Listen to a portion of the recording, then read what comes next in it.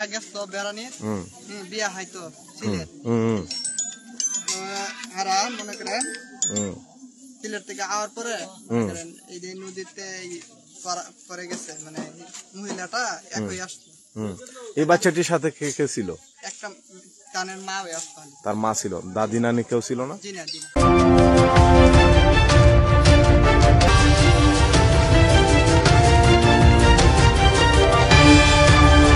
সুনামগঞ্জ জেলা দিরাই উপজেলা দিরাই মধ্যবাজার ব্রিজ সংলগ্ন একটা ঘাট থেকে যাত্রীবাহী নৌকা থেকে একটি শিশু ১.৫ বছরের একটি মেয়ে পানিতে যায়।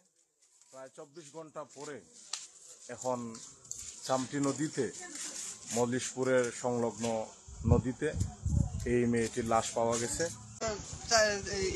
৪ নম্বর আসতো। ৪ নম্বর মেয়ে। সবগুলো মেয়ে। দুঃখ। তো সিলেটে গিয়েছিল দাওয়াত খাওয়ার জন্য বিয়েতে? আচ্ছা, আপনার নামটা কি? আমার নাম বাহাদুর।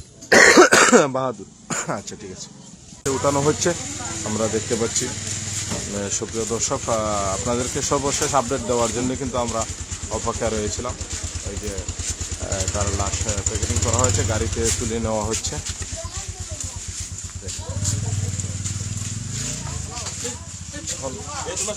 থানায় চলে যায় না?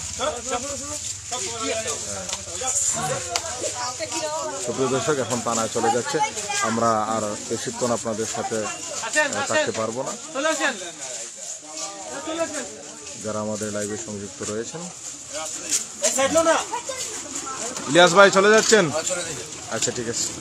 এই যে লাশ নিয়ে যাওয়া হচ্ছে, আপনারা দেখতে পাচ্ছেন।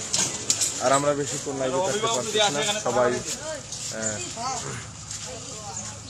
সুপ্রিয় দর্শক, আপনাদেরকে সর্বশেষ আপডেট দেওয়ার জন্য কিন্তু আমি সরাসরি এসেছি মজলিশপুরের পাশে চামটি নদী, কালনী নদীর অংশ, সুনামগঞ্জ জেলা দিরাই উপজেলা দিরাই মধ্যবাজার সংলগ্ন নৌকা ঘাট থেকে গতকালকে পড়ে যাওয়া এই তালহা নামের এক মেয়েটি ২৪ ঘন্টা পরে তার লাশ ভেসে উঠেছে।